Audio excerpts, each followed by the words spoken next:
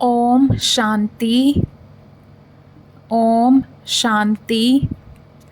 30 मई 2024 आज के बाप दादा के महावाक्य। आज बाबा ने कहा, मीठे बच्चे, तुम्हें पहला पहला निश्चय चाहिए कि हमको पढ़ाने वाला स्वयं शांति का सागर, सुख का सागर बाप है। कोई मनुष्य किसी को सुख शांति नहीं दे सकता। तुम्हें पहला पहला निश्चय चाहिए कि हमको पढ़ाने वाला स्वयं शांति का सागर, सुख का सागर बाप है। कोई मनुष्य किसी को सुख शांति नहीं दे सकता। प्रश्न है, सबसे ऊंची मंजिल कौन सी है? उस मंजिल को पाने का पुरुषार्थ क्या है? उत्तर, एक बाप की याद पक्की हो जाए, बुद्धि और कोई की तरफ ना जाए, यह ऊंची मंजिल है। इसके लिए आत्म अभिमानी बनने का पुरुषार्थ करना पड़े। जब तुम आत्म अभिमानी बन जाएंगे तो सब विकारी ख्यालात खत्म हो जाएंगे, बुद्धि का भटकना बंद हो जाएगा, देह के तरफ बिल्कुल दृष्टि ना जाए। यह मंजिल है। इसके लिए आत्म अभिमानी भव। ओम शांति। रूहानी बच्चों प्रति रूहानी बाप बैठ समझाते हैं। इनको ब्रह्मा बाबा को रूहानी बाप नहीं कहेंगे। आज के दिन को सतगुरुवार कहते हैं। गुरुवार कहना भूल है। सतगुरुवार। गुरु लोग तो बहुत ढेर हैं, सतगुरु एक ही है। बहुत हैं जो अपने को गुरु भी कहते हैं, सतगुरु भी कहते हैं। अभी तुम बच्चे समझते हो, गुरु और सतगुरु में तो फर्क है। सत अर्थात ट्रुथ, सत्य एक ही निराकार बाप को कहा जाता है, ना कि मनुष्य को। सच्चा ज्ञान तो एक ही बार ज्ञान सागर बाप आकर देते हैं। मनुष्य को कभी सच्चा ज्ञान दे नहीं सकते। सच्चा है ही एक निराकार बाप। इनका नाम तो ब्रह्मा है। यह किसी को ज्ञान दे ना सके। ब्रह्मा में ज्ञान कुछ भी था नहीं। अभी भी कहेंगे, इनमें सारा ज्ञान तो है नहीं। संपूर्ण ज्ञान तो ज्ञान सागर परम पिता परमात्मा में ही है। अभी ऐसा कोई मनुष्य है नहीं जो अपने को सतगुरु कहला सके। सतगुरु माना संपूर्ण सत्य। तुम जब सत बन जाएंगे तो फिर यह शरीर नहीं रहेगा। मनुष्य को कभी सतगुरु कह नहीं सकते। मनुष्यों में तो पाई की भी ताकत नहीं है। यह खुद कहते हैं, मैं भी तुम्हारे जैसा मनुष्य हूँ। इसमें ताकत की बात उठ नहीं सकती। यह तो बाप पढ़ाते हैं, ना कि ब्रह्मा। यह ब्रह्मा भी उनसे पढ़कर फिर पढ़ाते हैं। तुम ब्रह्मा कुमार कुमारियाँ कहलाने वाले भी परम पिता परमात्मा सतगुरु से पढ़ते हो। तुमको उनसे ताकत मिलती है। ताकत का मतलब यह नहीं कि कोई को घूंसा मारो जो गिर पड़े। नहीं, यह है रूहानी ताकत जो रूहानी बाप द्वारा मिलती है। याद के बल से तुम शांति को पाते हो और पढ़ाई से तुमको सुख मिलता है। जैसे और टीचर्स तुमको पढ़ाते हैं, वैसे बाप भी पढ़ाते हैं। यह भी पढ़ते हैं, स्टूडेंट हैं। देहधारी जो भी हैं वे सभी स्टूडेंट हैं। बाप को तो देह है नहीं, वह निराकार है, वही आकर पढ़ाते हैं। जैसे और स्टूडेंट पढ़ते हैं वैसे तुम भी पढ़ते हो। इसमें मेहनत की बात नहीं। पढ़ने समय हमेशा ब्रह्मचर्य में रहते हैं। ब्रह्मचर्य में पढ़कर जब पूरा करते हैं तब बाद में विकार में गिरते हैं। मनुष्य तो मनुष्य जैसे ही देखने में आते हैं। कहेंगे यह फलाना आदमी है, यह LLB है, यह फलाना ऑफिसर है। पढ़ाई पर टाइटल मिल जाता है, शक्ल तो वही है। उस जिस्मानी पढ़ाई को तो तुम जानते हो। साधु संत आदि जो शास्त्र पढ़ते पढ़ाते हैं उनमें कोई बड़ाई नहीं। उससे कोई को शांति तो मिल नहीं सकती। खुद भी शांति के लिए धक्के खाते हैं। जंगल में अगर शांति हो तो फिर वापस क्यों लौटते? मुक्ति को तो कोई पाता नहीं। जो भी अच्छे अच्छे नामी ग्रामी रामकृष्ण परमहंस आदि होकर गए हैं वह भी सब पुनर्जन्म लेते लेते नीचे ही आए हैं। मुक्ति जीवन मुक्ति को कोई भी पाते नहीं। तमो प्रधान बनना ही है। देखने में तो कुछ नहीं आता। कोई से पूछो तुमको गुरु से क्या मिलता है तो कहेंगे शांति मिलती है, परंतु मिलता कुछ भी नहीं। शांति का अर्थ ही नहीं जानते। अभी तुम बच्चे समझते हो बाबा ज्ञान का सागर है और कोई साधु संत गुरु आदि शांति का सागर हो ना सके। मनुष्य किसको सच्ची शांति दे नहीं सकते। तुम बच्चों को पहले पहले तो निश्चय करना है। शांति का सागर एक बाप है जो हमको पढ़ाते हैं। सृष्टि का चक्र कैसे फिरता है वह भी बाप ने समझाया है। मनुष्य मनुष्य को कभी सुख शांति दे नहीं सकते। यह ब्रह्मा उनका रथ है। तुम्हारे जैसा स्टूडेंट ही है। यह भी गृहस्थ व्यवहार में रहने वाला था। सिर्फ बाप को अपना रथ लोन पर दिया है, सो भी वानप्रस्थ अवस्था में। तुमको समझाने वाला एक बाप है। वह बाप कहते हैं सबको निर्विकारी बनना है। जो खुद नहीं बन सकते तो फिर अनेक प्रकार की बातें करेंगे, गालियाँ भी देंगे। समझते हैं हमारा जन्म जन्मांतर का भोजन जो बाप का वर्षा मिला हुआ है वह छुड़ाते हैं। अब छुड़ाते तो वह बेहद का बाप है ना। इनको भी उसने छुड़ाया। बच्चों को भी बचाने की कोशिश की। जो निकल सके उनको निकाला। अब तुम बच्चों की बुद्धि में है कि हमको पढ़ाने वाला कोई मनुष्य नहीं है। सर्वशक्तिमान एक ही निराकार बाप को कहा जाता है और किसी को कहा नहीं जाता। वही तुमको नॉलेज दे रहे हैं। बाप ही तुमको समझाते हैं।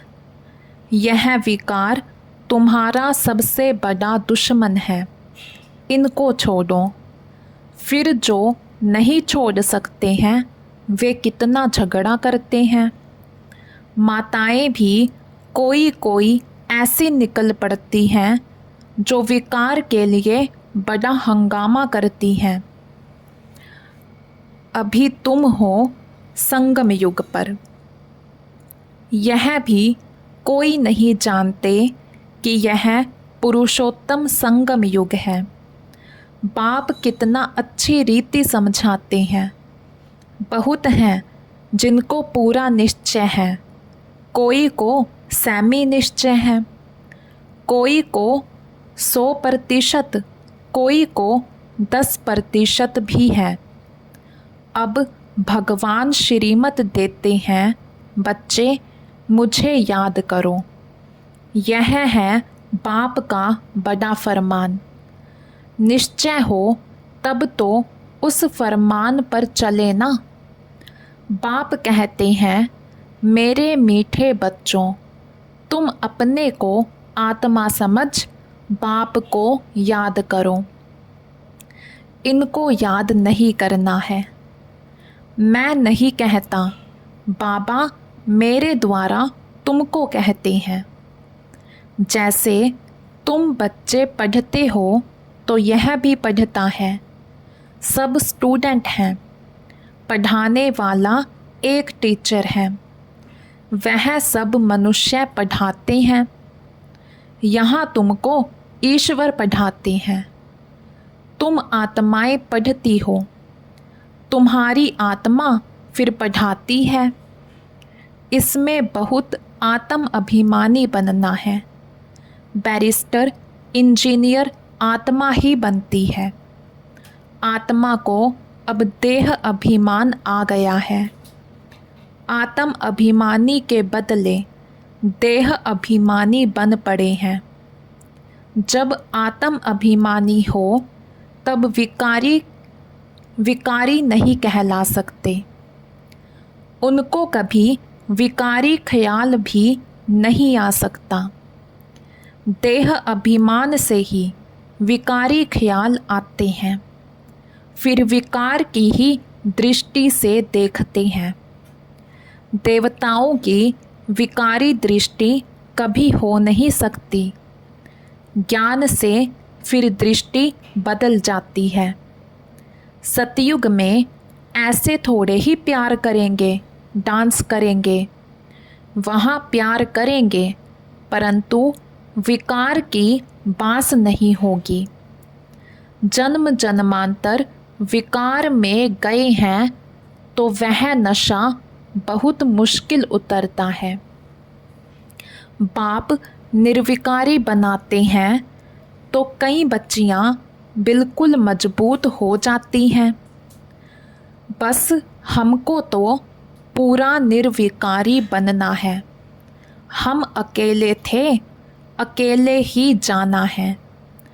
उनको कोई थोड़ा टच करेगा तो अच्छा नहीं लगेगा। कहेंगे यह हमको हाथ क्यों लगाते हैं, इनमें विकारी बास है। विकारी हमको टच भी ना करे। इस मंजिल पर पहुंचना है। देह तरफ बिल्कुल दृष्टि ही ना रहे। वह कर्मातीत अवस्था अभी बनानी है। अभी तक ऐसा नहीं है कि सिर्फ आत्मा को ही देखते हैं। मंजिल है। बाप हमेशा कहते रहते हैं, बच्चे अपने को आत्मा समझो। यह शरीर दुम है जिसमें तुम पार्ट बजाते हो। कई कहते हैं इनमें शक्ति है, परंतु शक्ति की कोई बात ही नहीं। यह तो पढ़ाई है। जैसे और भी पढ़ते हैं, यह भी पढ़ते हैं। प्योरिटी के लिए कितना माथा मारना पड़ता है, बड़ी मेहनत है। इसलिए बाप कहते हैं, एक दो को आत्मा ही देखो। सतयुग में भी तुम आत्म अभिमानी रहते हो। वहाँ तो रावण राज्य ही नहीं, विकार की बात नहीं। यहाँ रावण राज्य में सब विकारी हैं। इसलिए बाप आकर निर्विकारी बनाते हैं। नहीं बनेंगे तो सज़ा खानी पड़ेगी। आत्मा पवित्र बनने बिगर ऊपर जा ना सके। हिसाब किताब चुकतो करना पड़ता है, फिर भी पद कम हो पड़ता है। यह राजधानी स्थापन हो रही है।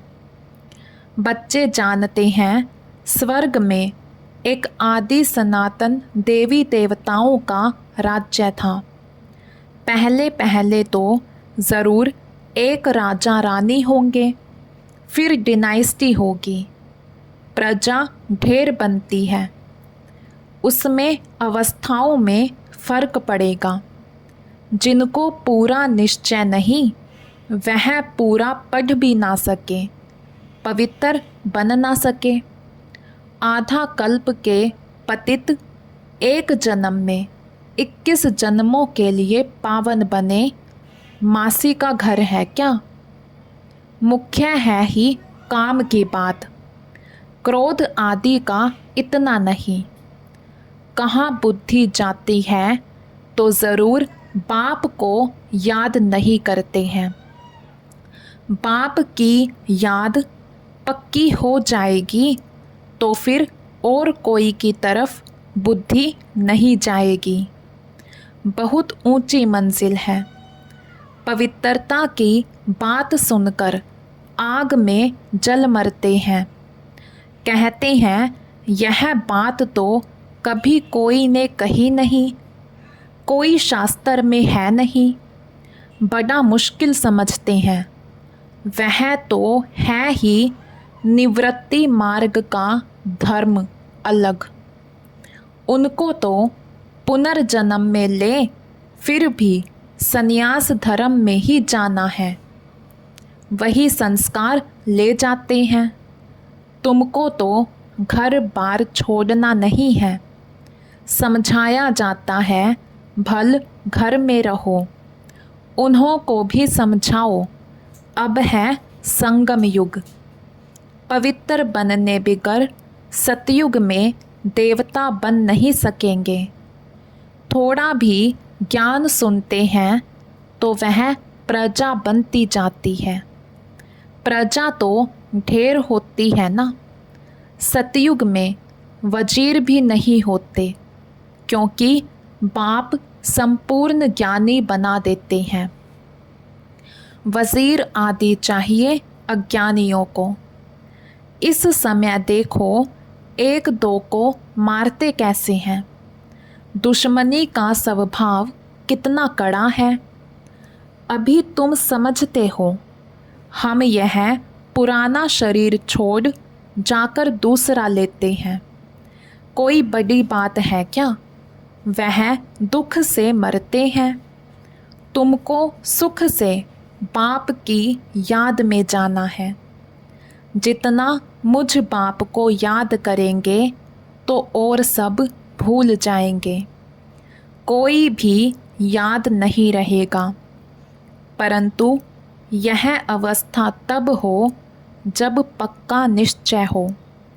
निश्चय नहीं तो याद भी ठहर नहीं सकती। नाम मात्र सिर्फ कहते हैं। निश्चय ही नहीं तो याद काहे को करेंगे। सबको एक जैसा निश्चय तो नहीं है ना। माया निश्चय से हटा देती है। जैसे के वैसे बन जाते हैं। पहले पहले तो निश्चय चाहिए बाप में। संशय रहेगा क्या कि यह बाप नहीं है। बेहद का बाप ही ज्ञान देते हैं। यह तो कहता है मैं सृष्टि के रचयिता और रचना को नहीं जानता था। मेरे को कोई तो सुनाएगा। मैंने 12 गुरु किए, उन सबको छोड़ना पड़ा। गुरु ने तो ज्ञान दिया नहीं। सतगुरु ने अचानक आकर प्रवेश किया। समझा पता नहीं क्या होना है। गीता में भी है ना, अर्जुन को भी साक्षात्कार कराया। अर्जुन की बात है नहीं, यह तो रथ है ना। यह भी पहले गीता पढ़ता था। बाप ने प्रवेश किया, साक्षात्कार कराया कि यह तो बाप ही ज्ञान देने वाला है, तो उस गीता को छोड़ दिया। बाप है ज्ञान का सागर, हमको तो वही बताएगा ना। गीता है माई बाप, वह बाप ही है जिसको तवमेव माताश्च पिता कहते हैं। वह रचना रचते अडोप्ट करते हैं ना। यह ब्रह्मा भी तुम्हारे जैसा है। बाप कहते हैं इनकी भी जब वानप्रस्थ अवस्था होती है तब मैं प्रवेश करता हूँ। कुमारियाँ तो हैं ही पवित्र, उनके लिए तो सहज है। शादी के बाद कितने संबंध बढ़ जाते हैं, इसलिए देही अभिमानी बनने में मेहनत लगती है। वास्तव में आत्मा शरीर से अलग है, परंतु आधा कल्प देह अभिमानी रहे हैं। बाप आकर अंतिम जन्म में देही अभिमानी बनाते हैं तो मुश्किल भासता है। पुरुषार्थ करते करते कितने थोड़े पास होते हैं। 8 रत्न निकलते हैं। अपने से पूछो, हमारी लाइन क्लियर है? एक बाप के सिवाय और कुछ याद तो नहीं आता है। यह अवस्था पिछाड़ी में होगी। आत्म अभिमानी बनने में बहुत मेहनत है। अच्छा, मीठे मीठे सिके लधे बच्चों प्रति बाप माता पिता बाप दादा का याद प्यार और गुड मॉर्निंग। रूहानी बाप की रूहानी बच्चों को नमस्ते। हम रूहानी बच्चों की रूहानी बाप दादा को दिल व जान शिकवा प्रेम से नमस्ते जी, नमस्ते जी। धारणा के लिए मुख्य सार। फर्स्ट पॉइंट, ज्ञान से अपनी दृष्टि का परिवर्तन करना है। आत्म अभिमानी बन विकारी ख्यालात समाप्त करने हैं। किसी भी विकार की बांस ना रहे, देह तरफ बिल्कुल दृष्टि ना जाए। सेकंड पॉइंट, बेहद का बाप ही हमें पढ़ाते हैं, ऐसा पक्का निश्चय हो तब याद मजबूत होगी। ध्यान रहे, माया निश्चय से ज़रा भी हिला ना दे। आज का वरदान, सेवा भाव से सेवा करते हुए आगे बढ़ने और बढ़ाने वाले निर्विघ्न सेवाधारी भव। सेवा भाव से सेवा करते हुए आगे बढ़ने और बढ़ाने वाले निर्विघ्न सेवाधारी भव। सेवा भाव सफलता दिलाता है। सेवा में अगर अहम भाव आ गया तो उसको सेवा भाव नहीं कहेंगे। किसी भी सेवा में अगर अहम भाव मिक्स होता है तो मेहनत भी ज़्यादा, समय भी ज़्यादा लगता और स्वयं की संतुष्टि भी नहीं होती। सेवा भाव वाले बच्चे स्वयं भी आगे बढ़ते और दूसरों को भी आगे बढ़ाते हैं। वे सदा उड़ती कला का अनुभव करते हैं। उनका उमंग उत्साह स्वयं को निर्विघ्न बनाता और दूसरों का कल्याण करता है। आज का स्लोगन, ज्ञानी तू आत्मा वह है जो महीन और आकर्षण करने वाले धागों से भी मुक्त है। ज्ञानी तू आत्मा वह है जो महीन और आकर्षण करने वाले धागों से भी मुक्त है।